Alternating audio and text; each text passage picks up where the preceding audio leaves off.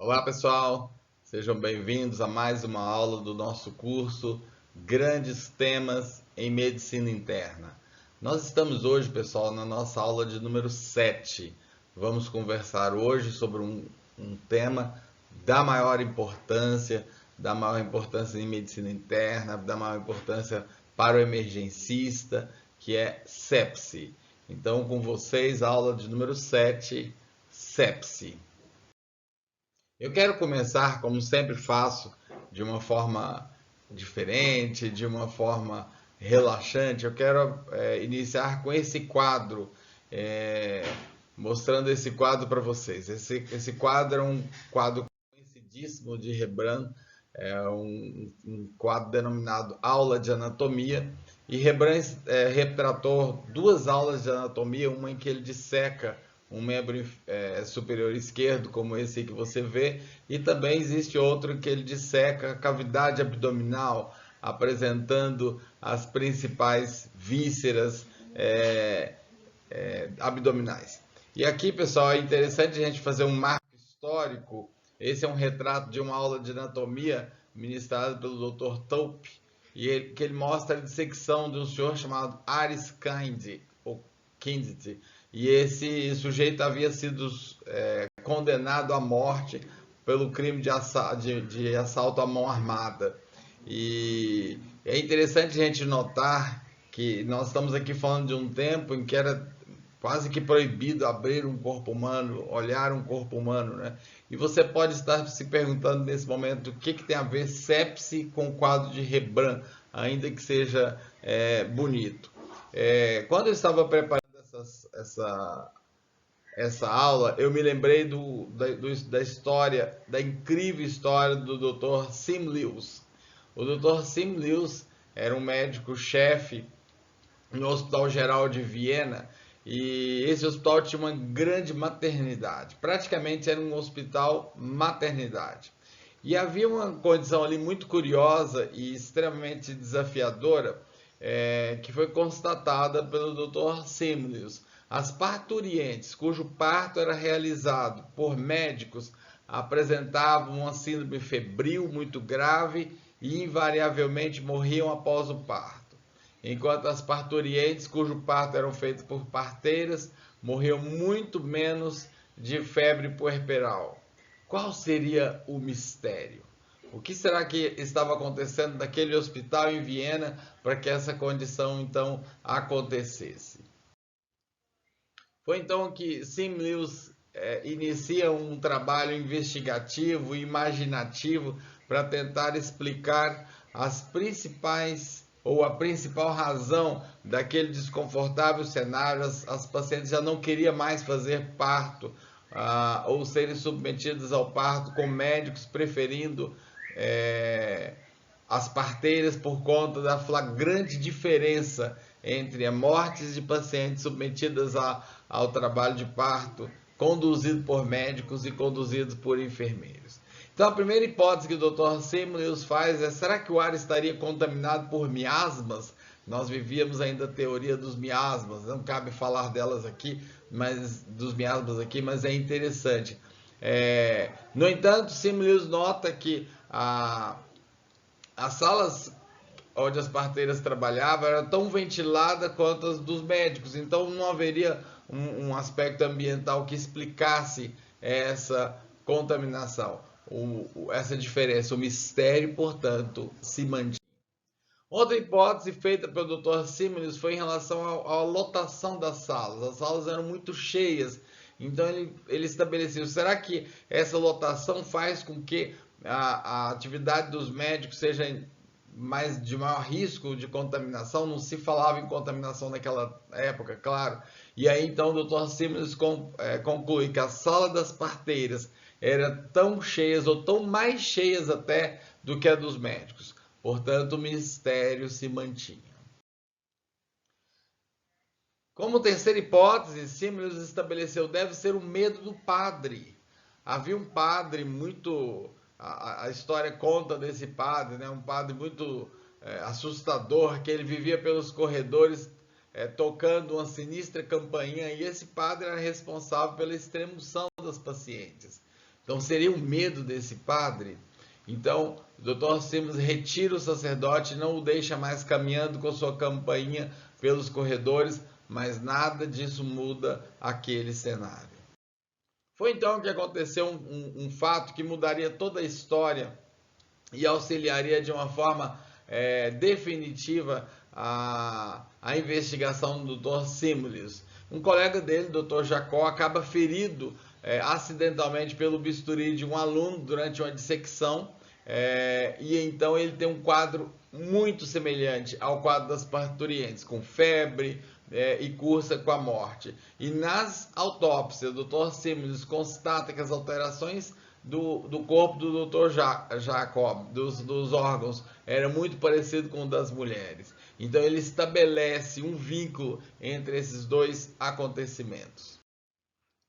Então, pela primeira vez na história, o Dr. Simmons ele faz uma assertiva de que algum tipo de contaminação carreada pelos médicos a partir dos cadáveres levariam a contaminação às mulheres durante o exame obstétrico, até mesmo durante o parto, né? Então ele chama isso de partículas cadavéricas.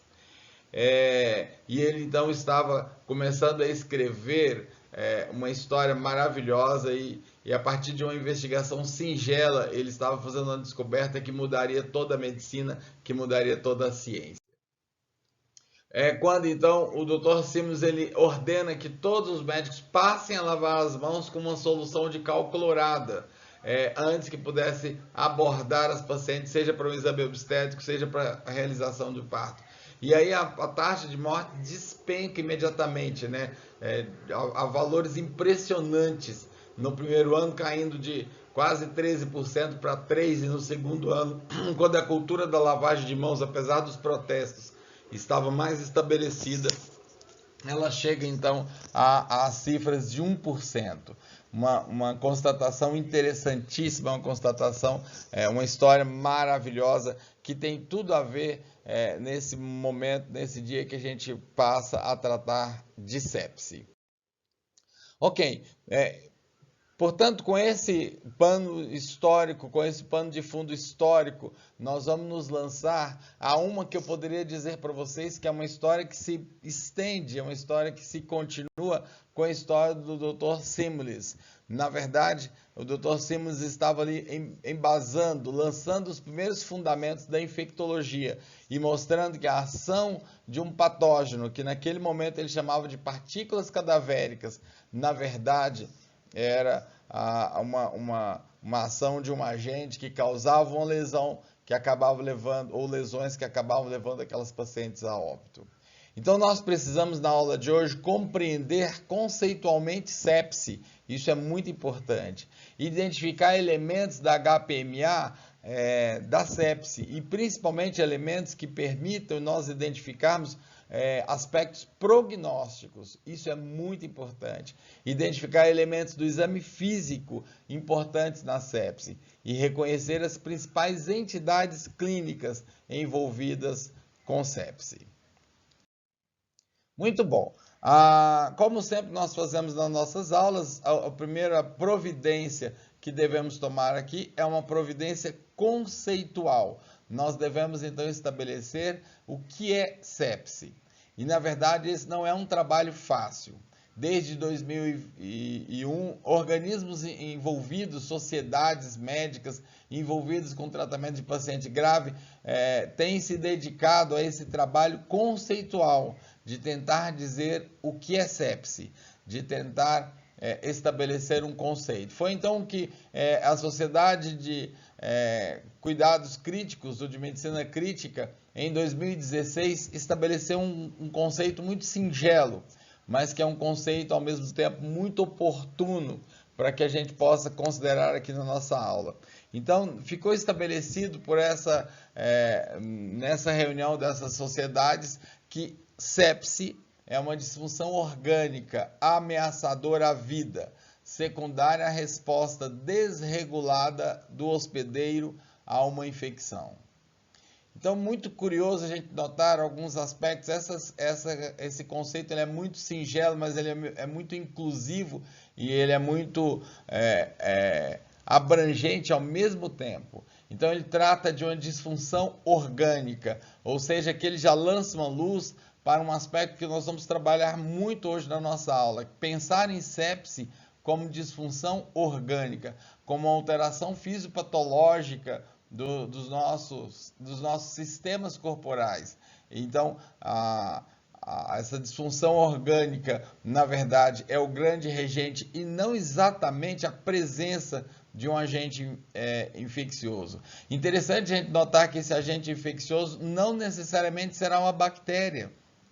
Então, qualquer agente infeccioso que leve a uma disfunção orgânica ameaçadora da vida se caracterizará como sepse. Então, eu quero iniciar essa aula lançando e estabelecendo com você esse conceito muito importante: sepse como uma disfunção orgânica ameaçadora à vida, secundária a uma infecção, a presença de um agente infeccioso. Muito bom. O tema é tão complexo, pessoal, o tema SARA é tão amplo que envolve uma série de definições que foram sendo construídas ao longo do tempo, definições que foram sendo agregadas ao longo do tempo e que precisam passar por uma avaliação conceitual também. E a gente precisa entender essas entidades, e você estudando sepse vai se deparar muitas vezes com elas. Nós precisamos entender o espaço que essas entidades têm na visão da sepse, no próprio conceito da sepse. Então, a primeira coisa é imaginar que a sepse leva a uma síndrome de resposta inflamatória sistêmica. E esse é o primeiro elemento conceitual, a primeira matriz que eu queria trazer aqui para vocês. Então, a síndrome de resposta inflamatória sistêmica, que na verdade é a base da sepse, ela mostra essa resposta inflamatória desregulada, desmensurada, magnífica, engrandecida diante da presença de um agente infeccioso qualquer que esteja causando esse impacto na economia do organismo. Então, a SIRS, ou síndrome da resposta inflamatória sistêmica, ela tem algumas características que eu quero trazer para vocês. Primeiro, temperatura central. E aqui já fazendo uma oposição clara até com o que a gente tem visto hoje aí fora, né, pessoal? Hoje a gente vê cada vez mais a medida periférica de temperatura como uma forma de screening para a suspeição do SARS-CoV-2.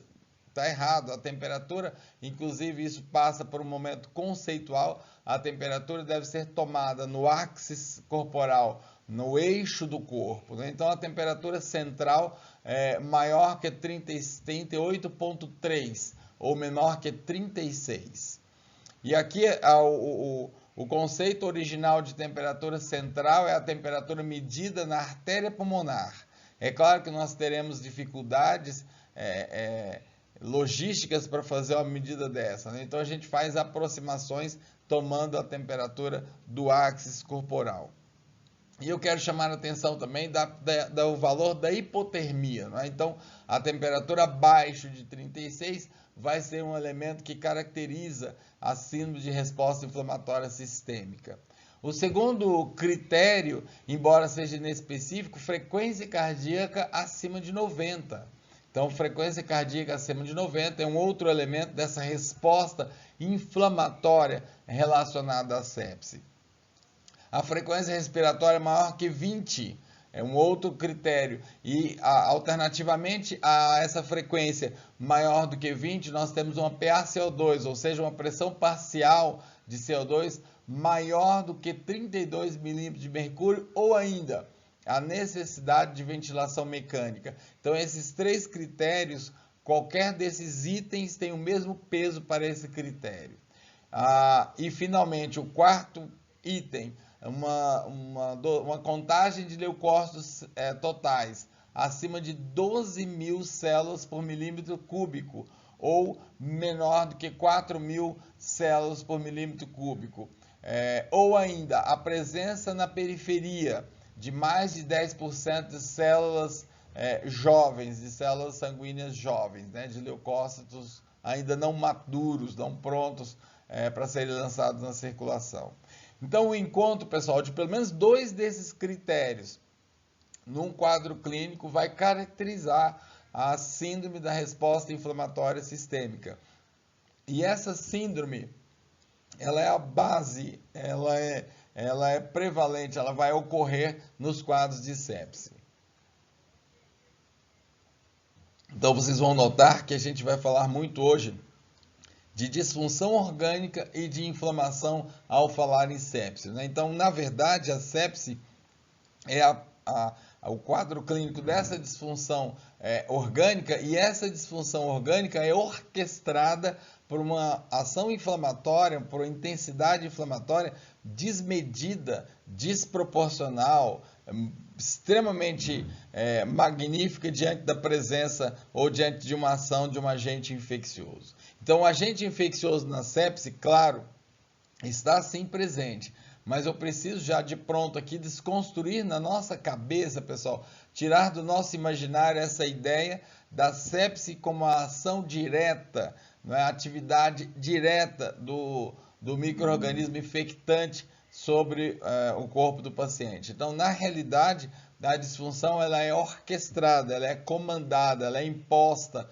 pela resposta inflamatória, e uma resposta inflamatória desmedida, desproporcional, descontrolada. Eu acho que essa é uma palavra muito interessante para a gente usar aqui.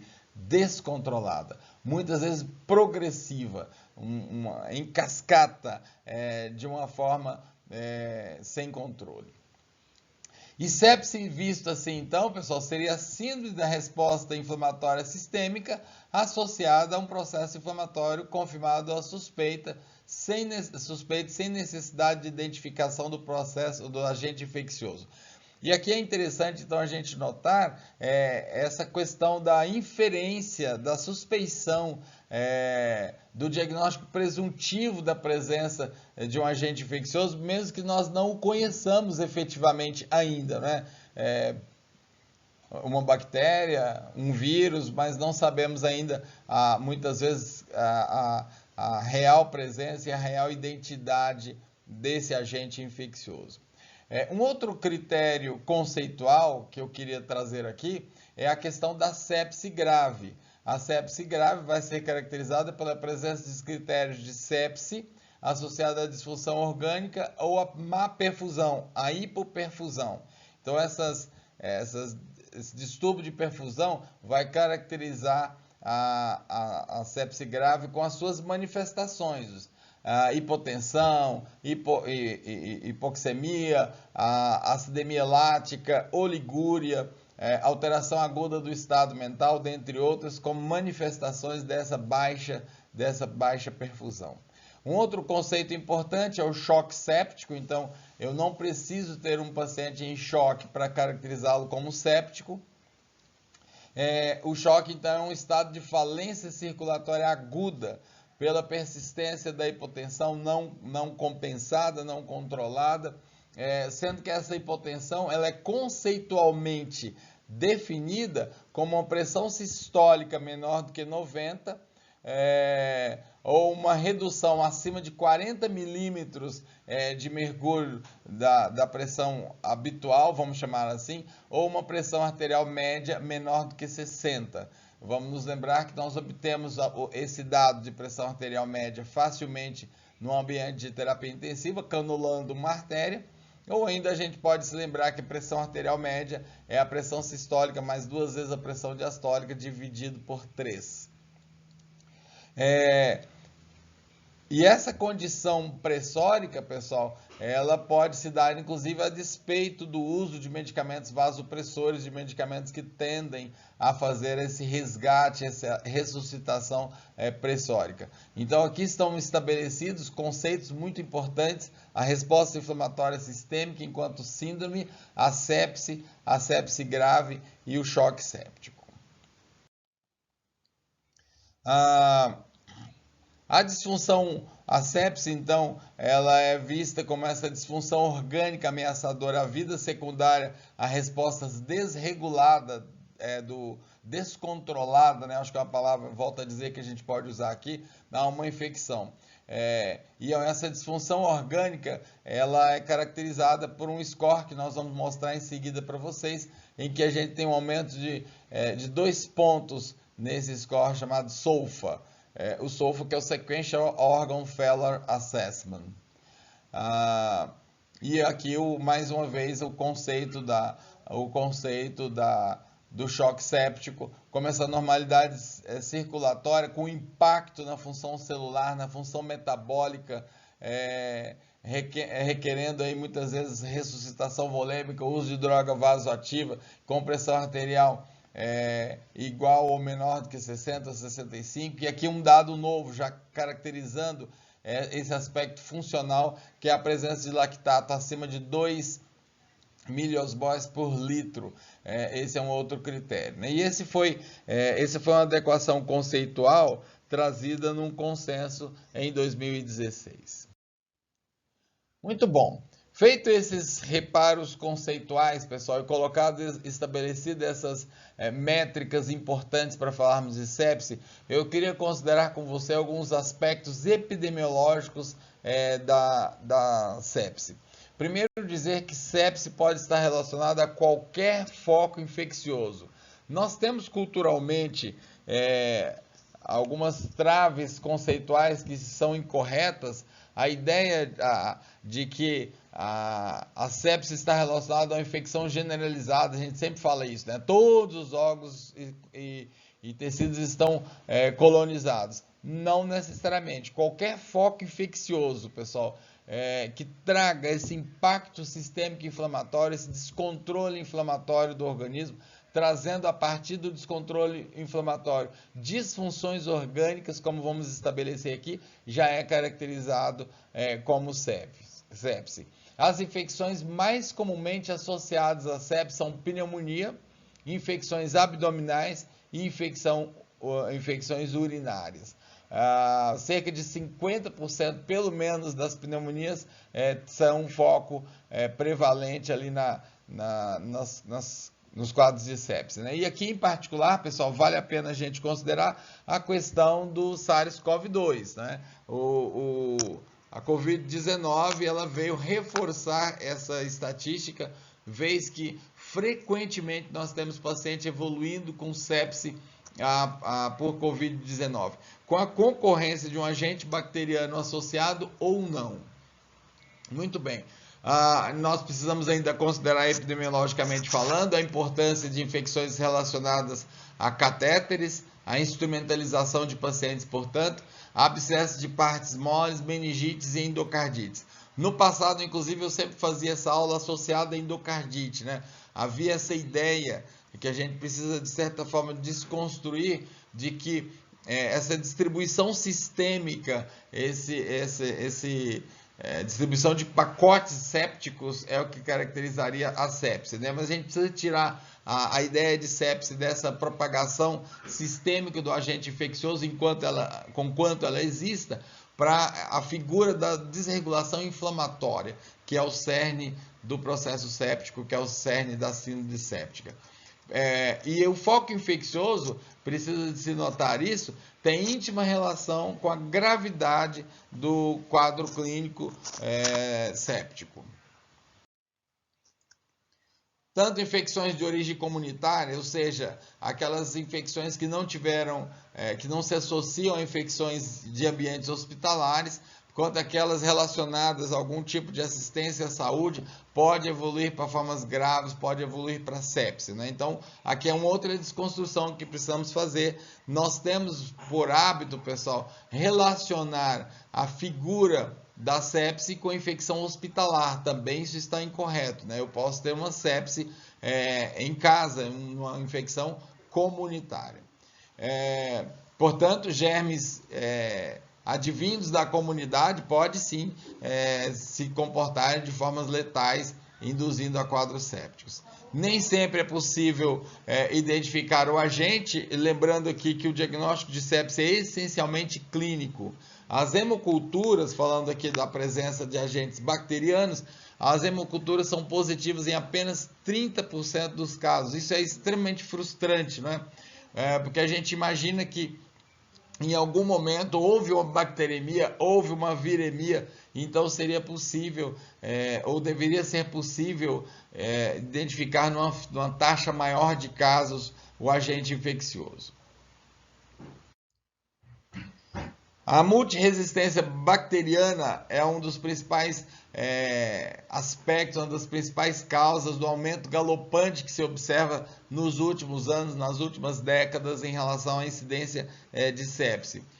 Pacientes com germes multiresistentes já trazem esse carimbo de mau prognóstico muitas vezes, né? Podemos ter agentes bacterianos gram-negativos, gram-positivos, infecções fúngicas, a cândida, por exemplo, pode ser um agente ali prevalente nos casos de sepse.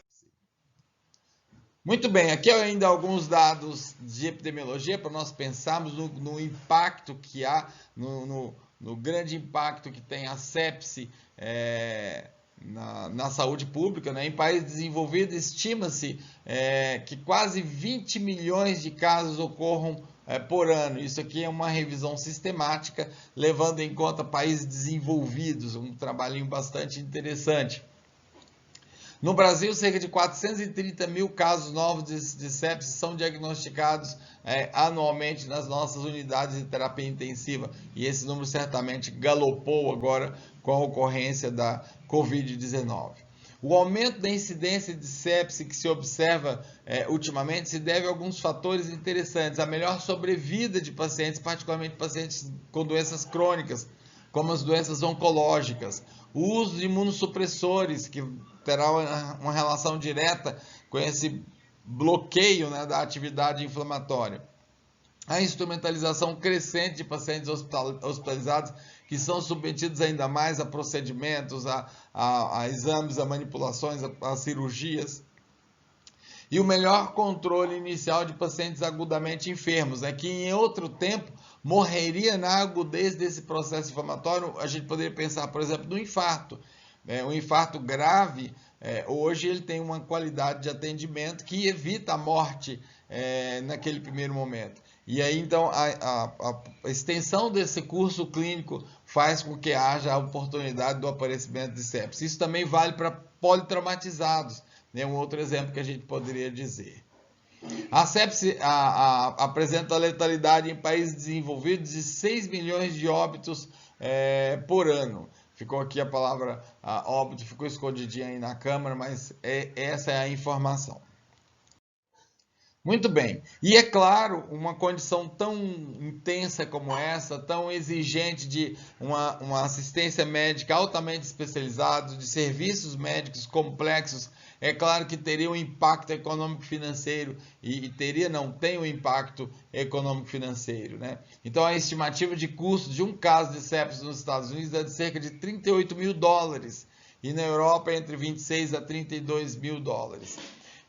No Brasil, o estudo Costes fez essa avaliação, e o custo médio aí por paciente internado em terapia intensiva por sepse é de cerca de $9.600. Então, é uma conta alta.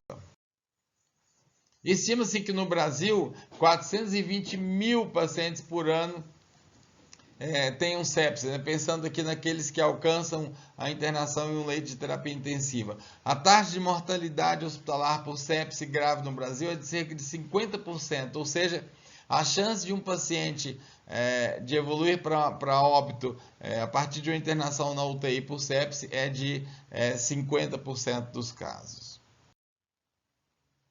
A sepse, portanto, está associada à alta letalidade hospitalar, a alto risco de readmissões, ao alto risco de déficits cognitivos, né, a síndrome pós-sepse, como é chamada, danos psicológicos, danos motores, e algumas razões para alta letalidade: o baixo reconhecimento entre leigos e o próprio profissionais de saúde, que demoram em estabelecer como hipótese diagnóstica uma sepse. Então, a gente sabe que o sucesso do tratamento está diretamente relacionado à presteza, à rapidez do diagnóstico. E isso é um elemento importante aqui, né? Nós precisamos de considerar sepse no momento mais inicial possível, né, e deflagrar no ambiente hospitalar essa suspeita, e isso deve fazer com que haja o disparo de procedimentos e protocolos específicos, né? Então, esse atraso no diagnóstico, associado à inadequação do tratamento, faz com que o prognóstico de sepse seja ainda mais reservado. Muito bem, eu quero considerar com vocês também, agora já entrando mais na parte clínica, eu quero iniciar pensando com você alguns aspectos da fisiopatologia da sepse. Então você tem notado que desde o início da nossa fala, nós estamos destacando muito mais fatores do hospedeiro do que fatores do agente agressor, do agente infeccioso. Então a gente hoje desconstrói essa ideia de uma ação direta, de uma ação tecidual direta, de uma ação fisiopatológica direta, da atuação direta do micro-organismo, né, no corpo do hospedeiro. É claro que essa ação ela existe, é claro que essa ação tem lugar, porém o pano de fundo, a tintura mais importante da fisiopatologia da sepse é exatamente o desequilíbrio entre mediadores pró-inflamatórios e mediadores anti-inflamatórios diante da agressão, diante do disparo da presença e da ação de um agente infeccioso. Então, o agente infeccioso, claro, continua como um pivô central dos eventos da sepse. Porém, o que vai deflagrar o quadro clínico, o que vai deflagrar o próprio curso clínico, é exatamente essa grandiosidade, é exatamente essa inflamação descontrolada. E a gente pode iniciar pensando que essa inflamação descontrolada, ela é exatamente resultado desse desequilíbrio entre mediadores pró-inflamatórios e mediadores anti-inflamatórios. Então, a presença da infecção, a presença do agente infeccioso leva à indução de processo inflamatório como alteração na aderência, quimiotaxia, fagocitose, a morte bacteriana, a exposição não apenas bacteriana, mas também viral, de partículas desses micro-organismos, a exposição dessas partículas e a fagocitose de detritos no tecido lesionado. Os principais mecanismos geradores daquilo que nós chamamos hoje de disfunção orgânica na sepse, e nós vamos tecer um quadro bastante extenso de disfunção orgânica relacionada à sepse aqui, nós teremos em primeiro lugar a redução da oferta tecidual de oxigênio. É claro, nós sabemos que todos os tecidos eles são dependentes de aporte de nutrientes e aporte de oxigênio para suas funções tissulares. Então, as alterações de circulação local, as alterações de circulação regional, as alterações de circulação sistêmica, incluindo os eventos trombóticos, incluindo a perfusão pulmonar, importante de dizer isso aqui, levam a alterações dessa oferta, desse aporte tecidual de oxigênio.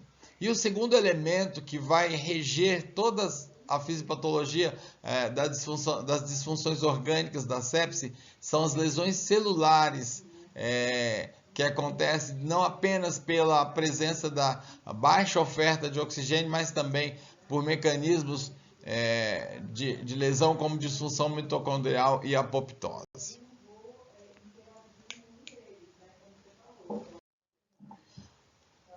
Muito bem. Então, existe uma homeostase inflamatória desregulada, alterada. Existe uma interação patológica entre inflamação e coagulação. Então, aqui eu já quero chamar um outro fenômeno, um outro conjunto de acontecimentos associados ao processo inflamatório, que é os distúrbios de coagulação. E interessante que há um predomínio das funções pró-coagulantes, né? Então, há uma coagulação intracapilar, particularmente, que agrava todo o quadro. A tendência à pró-coagulação pode gerar trombose na microcirculação, hipoperfusão e disfunção orgânica. Então, observem o que nós estamos construindo aqui para você, uma presença de um agente infeccioso, não necessariamente disseminado em todos os tecidos orgânicos, mas algum foco infeccioso, esse foco infeccioso levando a uma incitação inflamatória, e essa incitação inflamatória trazendo um desequilíbrio entre fatores pró-inflamatórios e anti-inflamatórios, fazendo com que haja uma cascata descontrolada de eventos inflamatórios. Isso então puxa, entre outras condições, puxa uma alteração da coagulação sanguínea, formando microtrombos, particularmente aqui, quero repetir, microtrombos capilares. Muito bem, a resposta, portanto, na sepse é descontrolada e desproporcional. A resposta imune é não regulada e autossustentada, né? Por que é importante dizer autossustentada? Muitas vezes a presença e a ação do agente infeccioso já está reduzida e já tem menor valia, mas ainda assim aquela cascata de desequilíbrio, aquele exagero de resposta imunológica se mantém. A resposta imune que se mostra sistemicamente, claro, né? Fora daquele âmbito, fora daquela área onde se encontra o processo infeccioso, ou muitas vezes até onde se encontrava o processo inflamatório. A causa, o quadro certamente é multicausal, é multifatorial, e a gente pode imaginar, pode elencar entre esses elementos multifatores efeitos diretos de micro-organismos invasores, efeitos de produtos tóxicos de micro-organismos invasores, liberação de grande quantidade de mediadores pró-inflamatórios, ativação do complemento e até mesmo susceptibilidades genéticas. E aqui é interessante nós falarmos, à luz da pandemia que temos aí da Covid-19, que certamente essa susceptibilidade genética ela tem um peso, sim, quando a gente observa comportamentos absolutamente diferentes em pacientes submetidos a condições de contaminação muito semelhantes. Por exemplo, um casal ali em que um dos cônjuges apresenta um quadro séptico grave, enquanto o outro cursa com um quadro oligossintomático ou até assintomático. Muito bem, resumindo a ópera, a gente tem esse quadro, né? Então a gente vai, de um lado, imaginar os fatores dos mecanismos de defesa e do outro lado os fatores do agente infectante, estabelecendo aí a sua agressão tecidual, a sua agressão orgânica. E é exatamente o desequilíbrio dessa balança de dois pratos que levará à instalação do processo inflamatório da sepse. Então, por um lado, nós temos linfócitos T, linfócitos B, macrófagos, polimorfos nucleares, do lado do mecanismo de defesa do organismo, e do outro lado, então, nós temos essa queda de braço, né? Então, esse desequilíbrio, pessoal, é que leva à instalação das condições associadas à sepse. E aí nós precisamos lembrar, inclusive, do dano tecidual, do déficit de perfusão, da instalação de choque, do catabolismo e de todos os eventos que a gente tem, então, na sepse. Muito bem, esse quadro, então, ele resume tudo isso que a gente falou, trazendo alguns elementos importantes. Então, a gente tem aqui a instalação de sepse, a presença de interleucinas 6, citocinas pró-inflamatórias, o fator de necrose tumoral alfa, que são agentes hoje reconhecidos, com presença reconhecida na cascata inflamatória da sepse, né? Isso então faz com que haja uma diminuição da fibrinólise, um comprometimento da coagulação, uma ativação da cascata de coagulação. Tudo isso vai fazer aumento da formação de fibrina, uma alteração da remoção de fibrina, e lá estamos então com um ambiente de trombose microvascular, de trombose capilar, que é um evento muito prevalente nos quadros sépticos. A desregulação da resposta inflamatória leva a alterações sistêmicas na circulação sistêmica regional, na microcirculação capilar. Isso faz com que a oferta de oxigênio tecidual reduza, e aí, então as alterações celulares terão lugar com hipóxia, com apoptose e com lesão mitocondrial, que são fatos hoje, que são fenômenos muito reconhecidos nesse estabelecimento aí da fisiopatogenia da sepse. Muito bem, esse Esse quadro que nós rapidamente descrevemos, pessoal, e que teria sem dúvida nenhuma espaço aqui para a aula inteira, né? Falando só dessas disfunções, aqui a gente foi muito de en passant, só trazendo para você a realidade dessas condições. Eu quero inclusive incitar a você que se dedique a estudar, a ler especificamente esse tema, que é muito importante. Então, esses fenômenos, pessoal, acontecendo em regiões dos nossos sistemas orgânicos vão trazer danos locais, e esses danos locais vão se manifestar clinicamente com o que nós chamamos de disfunções orgânicas da sepse. Então, precisamos aqui lembrar que a sepse é sempre uma doença sistêmica e com elementos, portanto, independente da ação direta do patógeno a partir do sítio da infecção. Então, nós teremos disfunções orgânicas sistêmicas.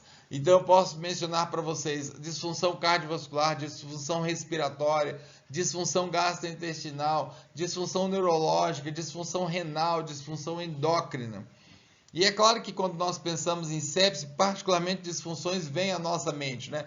Quero aqui lembrar da disfunção respiratória, da disfunção pulmonar, da disfunção renal, da disfunção neurológica, que em última análise se nos manifesta de forma importante a partir das alterações de sensório do paciente. Mas na verdade inclui um âmbito muito maior. Muito bem, falando de disfunção cardiovascular, pessoal, eu quero trazer aqui dois elementos: a hipotensão arterial, que será prevalente nos quadros de sepse, e a má perfusão tecidual. Esses dois elementos, então, vão reger a instalação dessa condição de disfunção cardiovascular. A disfunção pode ter como pano de fundo a ação direta sobre a musculatura cardíaca, e a gente vai chamar isso de cardiotoxicidade, mas também pode haver uma alteração da rede vascular, um quadro de vasoplegia, um quadro de disfunção vascular, fazendo a instalação desse quadro de disfunção cardiovascular. Os macrofatores dessa disfunção, nós teremos alterações da macrohemodinâmica, como por exemplo a taquicardia sinusal, alterando muitas vezes a capacidade circulatória cardíaca, hipertensão pulmonar, diminuição do retorno venoso por aumento da capacitância e diminuição da volemia absoluta, vasoplegia com redução de pós-carga, então aquele vaso que fica flácido, perdendo então pós-carga, aumento da permeabilidade capilar, que permite um extravasamento constante de tecido, de líquidos para os tecidos, para o terceiro espaço, a heterogeneidade de fluxo, né, com alterações da dinâmica dos fluxos, e a formação, como nós já falamos, de microtrombose. Há que se notar aqui a importância da microtrombose no que se refere ao impacto hemodinâmico, né? Muda a dinâmica circulatória a partir do entupimento de redes inteiras de capilares. Mas também temos microfatores, como podemos citar injúria intrínseca de miofibrilas cardíacas, e essa ação é particularmente orquestrada por citocinas, disfunção mitocondrial, distúrbio do fluxo de cálcio relacionado diretamente com a contratilidade cardíaca e a desregulação autonômica. Então aqui nós temos fatores que agem diretamente na instalação dessa disfunção. A disfunção respiratória talvez seja uma das disfunções mais estudadas e mais simbólicas dos quadros de sepse, né? Para vocês terem uma ideia, a sepse é a primeira causa, a causa mais importante da síndrome do desconforto respiratório agudo. Síndrome do desconforto respiratório agudo, essa que ficou muito conhecida e propalada agora em tempos de Covid-19. Algumas alterações a gente precisa levar em conta, né? A alteração da permeabilidade, com instalação de edema intersticial, levando ao espessamento da membrana basal alveolar e dificultando de pronto as trocas gasosas pulmonares. Diminuição da produção de surfactante, levando então a colapso alveolar. Essas alterações vão também levar ao shunt, ao efeito espaço morto, se associado e muitas vezes se associam à disfunção miocárdica, vão ser ainda mais importantes. E esse é um quadro muito frequente pós ressuscitação. Aumento de mortalidade relacionada diretamente à disfunção respiratória pulmonar da sepse. Muito bom. Há muito dado escrito, há muita informação a respeito da classificação da gravidade e até mesmo de critérios diagnósticos da síndrome do desconforto respiratório agudo. Primeiro critério em relação ao tempo, né? Então se estabelece dentro de uma semana de um evento clínico conhecido ou de um novo evento associado, subsequente, ou piora de sintomas respiratórios. Em relação aos aspectos radiológicos, a presença de opacidades bilaterais não completamente explicadas por derrame pleural, colapso pulmonar, infecção pulmonar ou nódulos pulmonares. E aqui a gente precisa lembrar, inclusive, o famoso padrão em vidro fosco, hoje tão prevalente nos quadros de Covid-19. A origem do edema, insuficiência respiratória não totalmente explicada por falência cardíaca ou sobrecarga volêmica. É necessária avaliação objetiva, como o ecocardiograma, para excluir edema hidrostático se fatores de risco são não presentes. Então, esse edema pulmonar não causado por uma outra razão, por exemplo, uma origem cardiogênica. Alterações da oxigenação, desde alterações leves a alterações moderadas e graves, e aqui a gente tem os critérios diagnósticos para essas alterações, e você pode avaliar aqui nesse quadrinho que a gente está propondo. Outra disfunção importante, pessoal, a disfunção gastrointestinal. Então, existe da mesma forma um comprometimento funcional no tubo digestivo. E esse comprometimento funcional vai levar a uma estase de alimentos e uma desmotilidade, uma perda daquela sequência da peristalse do tubo do trato digestório. Essas alterações gastrointestinais levam ainda ao aumento da incidência de aspiração, a colapso do funcionamento do intestino nos quadros de obstipação, a atrofia de mucosa, hemorragias digestivas por lesão aguda de mucosa, aumento de risco de translocação bacteriana, alterações hepáticas como colestase e lesão hepatocelular, e a possibilidade de agravamento de coagulopatias e encefalopatias e até depressão do sistema imunológico. Uma outra disfunção importante, muito importante de ser considerada aqui é a disfunção neurológica, né? E aqui a gente pode estabelecer dois quadros importantes, o delirium e a neuromiopatia do paciente crítico. O delírio se caracteriza por uma alteração do nível de consciência, que pode ter desatenção, pensamento desorganizado, agitação, alteração do ritmo de sono. É uma disfunção orgânica e a sua ocorrência está associada com o aumento da mortalidade e piora cognitiva a médio prazo.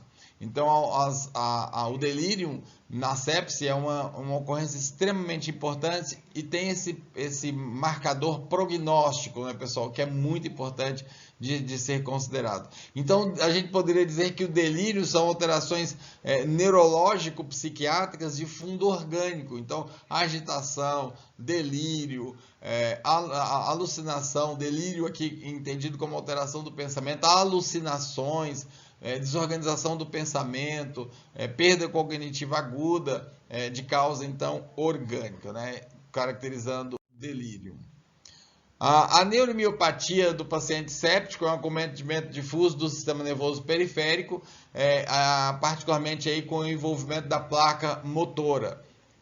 Então vai caracterizar por uma astenia muscular difusa. É agravada por drogas como quinolona, aminoglicosídeos, corticoides e bloqueadores neuromusculares, tão usados em quadros de sepse, né? Apresenta uma miastenia, uma fraqueza muscular importante, difusa, hiporreflexia disseminada e atrofia dos grupamentos musculares num segundo momento. Está relacionado à dificuldade de desmame da ventilação mecânica, isso é um dado importante, e a funcionalidade futura do paciente, claro, que depende dessa função muscular. Então aqui nós temos uma proposta de uma avaliação mental de um paciente grávido, do paciente séptico, né? Avaliando ali vários critérios, como início agudo ou curso flutuante, a inatenção, o nível de consciência alterado e o pensamento desorganizado. Eu recomendo que você pare com calma depois, dê uma olhadinha nesse fluxograma, nesse algoritmo que permite avaliações decisórias no sentido de estabelecer se o paciente tem delírio ou não. Quando falamos de disfunção neurológica na sepse, devemos também lembrar das sequelas, né, da síndrome pós-sepse. Então, a presença de limitações motoras, com comprometimento, claro, das funcionalidades do indivíduo, déficit cognitivo, comprometimento da saúde mental, ansiedade, depressão, síndrome pós-estresse, do estresse pós-traumático. A disfunção renal séptica é outra disfunção extremamente importante. Ela vai se manifestar com a perda do débito urinário secundária à má perfusão renal, associada ao aumento das escórias nitrogenadas, como ureia e creatinina, acidose metabólica, visto que o rim tem essa função importantíssima do equilíbrio ácido básico, podendo chegar inclusive a emergências dialíticas, como a hiperpotassemia, a hipervolemia ou a uremia. Uma outra disfunção muito bacana da gente considerar é a disfunção endócrina, né? Vamos lembrar que a resposta metabólica ao trauma pode ser caracterizada aqui, caracterizando a sepse como esse trauma, né? Então a gente tem que a hiperglicemia é o principal marcador da disfunção endócrina da sepse. Não necessariamente o indivíduo está diabético ou se tornou diabético, né? Mas é uma resposta aguda. A hiperglicemia, então, é um marcador da própria gravidade da atividade inflamatória. A glicemia se dá porque a insulina é antagônica aos hormônios da resposta metabólica ao trauma, né? Você se lembra desse antagonismo. Pacientes hiperglicêmicos, principalmente os não diabéticos, apresentam maior morbidade, mostrando então a importância do reconhecimento desse parâmetro da disfunção endócrina do paciente séptico. O controle glicêmico com insulina, por outro lado, diminui a própria resposta inflamatória, então isso é uma providência extremamente necessária e importante. O catabolismo proteico e os efeitos deletérios da hiperglicemia também são amenizados com o uso da insulinoterapia. E o controle glicêmico deve ter por alvo manter o paciente em glicemias inferiores a 180, mas não tão próximas de 100, para que a gente não tenha o risco do dano aí da hipoglicemia. O estresse metabólico leva então à disfunção também da suprarrenal, com insuficiência relativa ou absoluta, e a insuficiência suprarrenal será tema específico de aula aqui nesse nosso curso de grandes temas em medicina interna. O diagnóstico é clínico e a terapia de reposição com hidrocortisona a 200 mg por dia normalmente é uma providência que tem que ser considerada nesses pacientes com disfunção suprarrenal.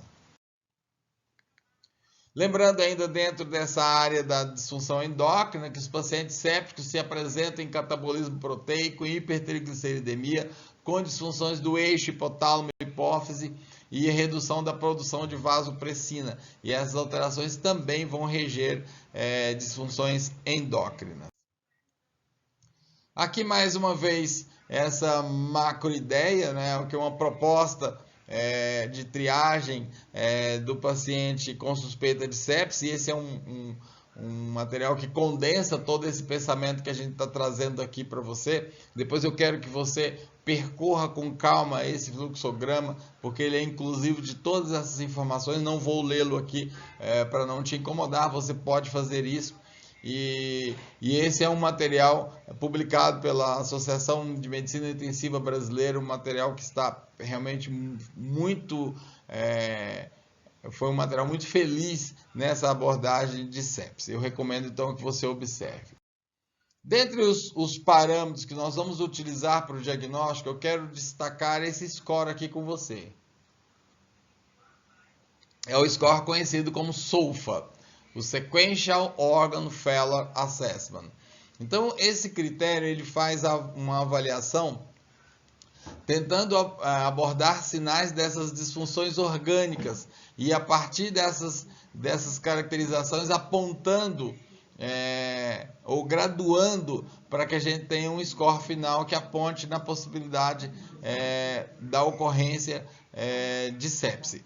Então, a primeira disfunção a ser considerada é a disfunção neurológica. E para isso ele assume a escala de coma de Glasgow. A gente já vai recordar essa escala, inclusive ela sofreu recentemente uma modificação. Nós já vamos recordar essa escala de coma e a partir da caracterização de um score de 15 da escala de Glasgow, eu não atribuo pontos no SOFA. Entre 13 e 14 eu vou atribuir 1 ponto. Entre 10 e 12 eu vou atribuir 2 pontos. 6 a 9 eu vou atribuir 3 pontos.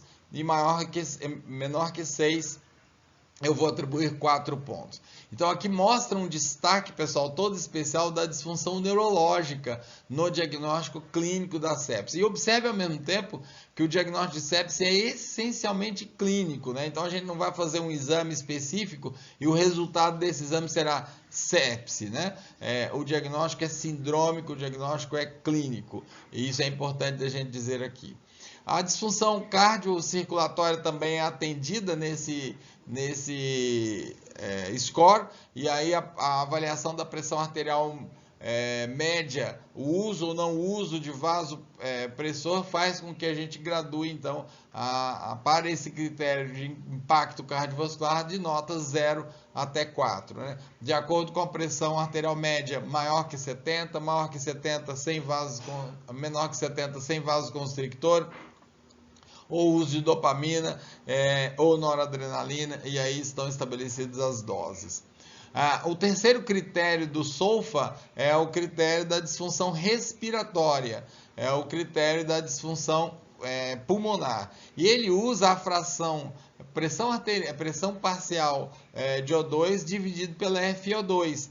Então nós vamos ter valores acima de 400, atuando ou graduando 0 ponto, abaixo de 400, 1 ponto, abaixo de 300, 2 pontos, abaixo de 200, um paciente com ventilação mecânica, com suporte ventilatório, 3 pontos, e abaixo de 100 com suporte ventilatório, 4 pontos.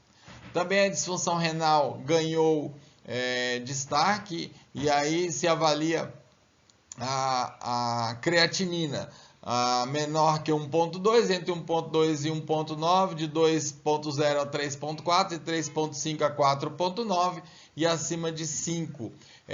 Para os critérios as de 3 e 4 pontos também se vale do débito urinário, né? Menor que 500 ou menor que 200 ml por dia. Finalmente, há duas disfunções, a disfunção hepática, aqui avaliada pela bilirrubina. A bilirrubina, então, foi eleita nesse critério como um espelhamento da disfunção hepática. E, finalmente, a disfunção hematológica, adotando como critério a plaquetopenia. Então, tudo isso considerado faz um critério, faz um score que vai se construir no critério SOFA para diagnóstico de sepse.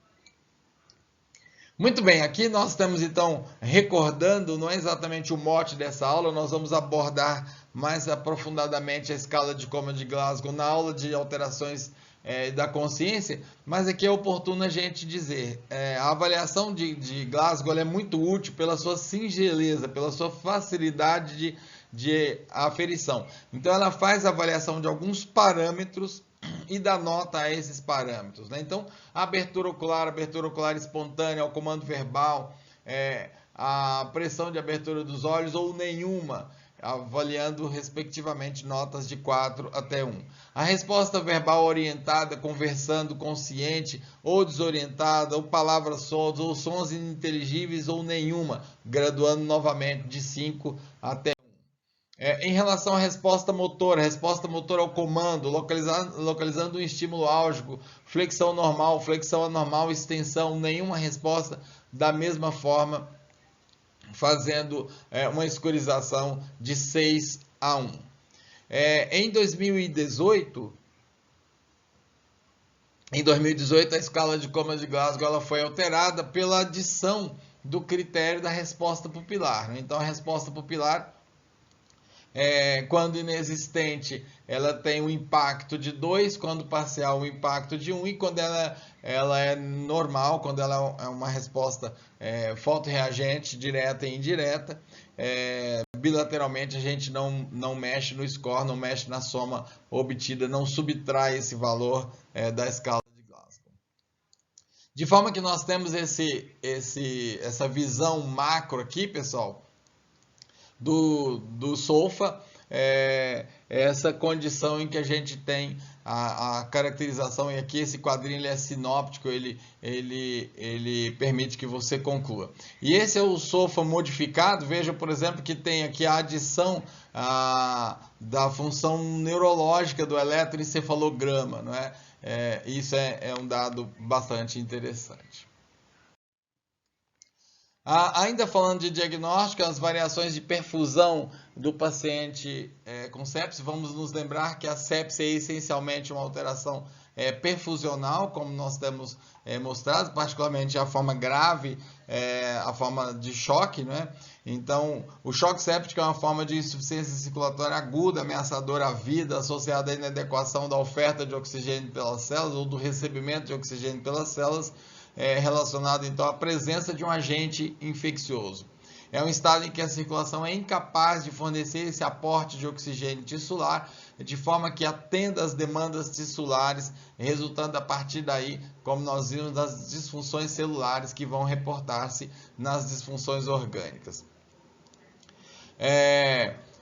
Por definição, é possível que determinado paciente tenha um diagnóstico de choque com níveis de pressão arterial considerados normais, desde que tenha sinais de hipoperfusão tecidual. Isso é um dado importante também, seria o chamado choque compensado. E é muitas vezes uma condição temporária, né, pessoal?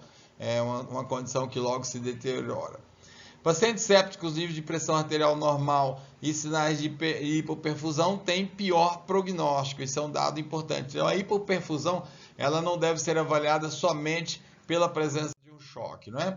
A hipoperfusão ela deve ser avaliada pelo estado perfusional da pele, pela perfusão dos rins, denotada pelo débito urinário, e pela perfusão cerebral, concluída a partir do nível de consciência.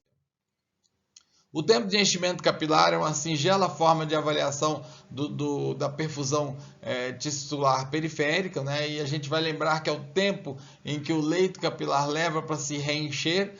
Você pode, por exemplo, fazer isso aplicando uma pressão sobre a unha do segundo quirodátilo e observando o tempo desse enchimento, né? E aí a gente vai considerar aí normal até 3, ou segundo alguns autores até 4,5 segundos. Tempos maiores do que esses estão relacionados, então tem uma relação direta, isso aqui é importante estabelecer, com a hipoperfusão tecidual e a maior chance, portanto, de disfunções orgânicas. A temperatura da pele pode ser utilizada como outro fator de perfusão da pele, e isso é um dado bastante prático, né? Essa avaliação, ainda que carregada de subjetividade do examinador, ela tem uma importância grande para a gente fazer uma linkagem com o estado perfusional geral do paciente. Aqui eu quero trazer, em particular, uma alteração de perfusão, que é o mottling, que é o levedo, que é a presença de uma coloração marmórea acinzentada, irregular e rendilhada. Normalmente ela aparece na topografia dos joelhos e é decorrente de uma vasoconstricção heterogênea de pequenos vasos alterados a partir dessa disfunção vascular, né? Refletindo então uma alteração de micro circulação.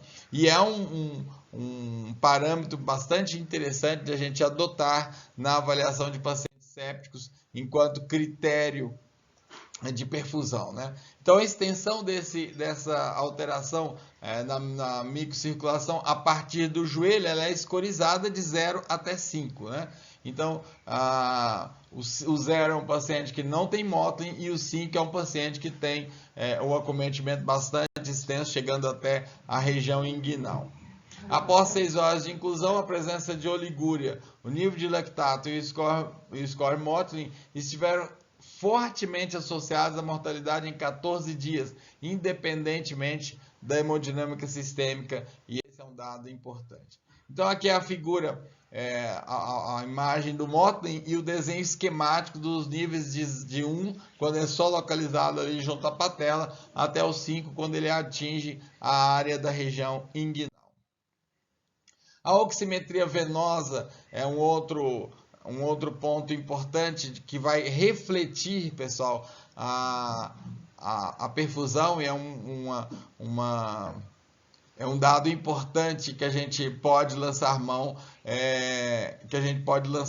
para avaliação, né? Em última análise, ela reflete a quantidade de oxigênio que retorna ao coração direito, oriundo dos membros superiores do pescoço da cabeça, ou seja, da periferia. É aquele sangue que não foi utilizado, porque as células estão tão disfuncionalizadas que não conseguem se valer, que não conseguem se utilizar desse oxigênio. Ele volta, então, disponível no sangue venoso que retorna ao pulmão.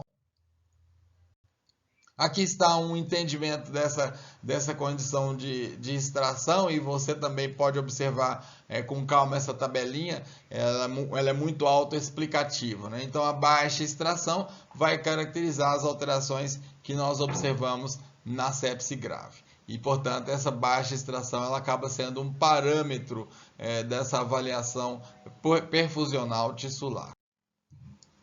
Um outro ponto, e já estamos caminhando para encerrarmos a nossa aula, outro aspecto importante são os biomarcadores, são substâncias que conseguem ter um significado enquanto marcadores da presença inflamatória na sepse. E aqui a gente precisa elencar a procalcitonina, a proteína C reativa, a velocidade de hemossedimentação e o lactato.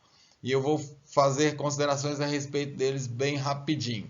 A procalcitonina é um peptídeo precursor da calcitonina, produzido pelas células parafoliculares da tireoide e as células endócrinas do pulmão e do intestino. É produzido, então, em resposta a um estímulo inflamatório, e aqui, claro, a resposta importante está, sem dúvida nenhuma, na perfusão pulmonar e intestinal acometida, né? Não é específica de sepse, nem muito menos agente etiológico específica, mas ela é um bom parâmetro dessa resposta inflamatória que nós observamos na sepse. Então ela é produzida particularmente em resposta a estímulo de origem bacteriana, particularmente por agressão pulmonar e intestinal. Sua secreção se inicia de 2 a 4 horas após o estímulo inicial, atingindo o pico a partir de 12 ou 24 horas.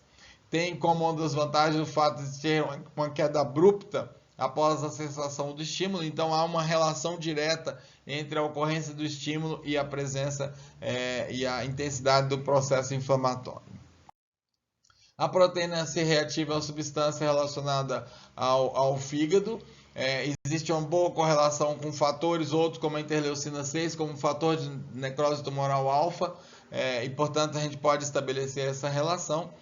E agora a gente viu nos quadros de Covid, né, a importância dessa substância, e muitas vezes a gente vê aí aumento de centenas de vezes em relação a esse importante biomarcador inflamatório. Muito bem, aqui mais uma vez um algoritmo que eu gostaria que você parasse e olhasse para ele. Mais uma vez ele é autoexplicativo e mostra a importância do manejo desses agentes desses agentes biomarcadores aí inflamatórios de uma forma bastante prática, de uma forma aí algorítmica. Finalmente, pessoal, lançando aqui uma luz a respeito do tratamento dessa condição tão grave e importante que é a sepse, 4 grandes estratégias de tratamento. A reposição volumétrica, a reposição volêmica é absolutamente necessária, visto que esse paciente tem sequestro, visto que esse paciente tem perda volêmica, visto que esses pacientes têm baixa perfusão tecidual. Então, uma estratégia importante é garantir a volemia, e a volemia, por sua vez, garantir uma hemodinâmica crítica que seja para a manutenção orgânica dos mais variados tecidos do corpo. Muitas vezes essa reposição volumétrica sozinha não é capaz, não é competente, então a gente precisa fazer uso de drogas vasoativas, como dobutamina, como noradrenalina, para tentar fazer, a partir da ação no tônus vascular, fazer essa reposição. O suporte ventilatório, o suporte de oxigênio, garantindo o aporte de oxigênio para as células, visto que a perda de oxigênio é um dos elementos críticos na sepse, é um outro elemento importantíssimo. E aqui a antibiótico terapia, quarto elemento estratégico, lembrando, na verdade, não apenas a antibiótico terapia, mas a ação etiológica específica, pode ser um antiviral, por exemplo, não necessariamente um antibiótico, né? Então, a ação específica contra o agente que está causando aquele quadro. E muitas vezes, como nós mencionamos, não é uma obra fácil, não é uma tarefa fácil fazer o reconhecimento desse agente. Embora hoje se reconheça que a presença direta do agente, a ação direta do agente, não é o principal elemento que deflagra, que mantém e que empeora o prognóstico da sepse, no entanto, a gente sabe que a sepse ela tem, é claro, essa orquestração de um agente infeccioso. Então, pessoal, esse era o recadinho que eu queria trazer para vocês hoje a respeito desse importantíssimo tema que é a sepse, que é essa síndrome grave, essa síndrome que compromete a própria sobrevida do paciente, que se caracteriza, então, resumo da ópera, pela presença de um agente infeccioso, levando a uma desregulação tal, que é um descontrole inflamatório, e o descontrole inflamatório, levando a privação de oxigênio, a um dano tecidual direto, vai orquestrar as mais variadas disfunções orgânicas que estarão presentes na sepse. É isso aí, pessoal. Até o próximo encontro. Tchau, tchau.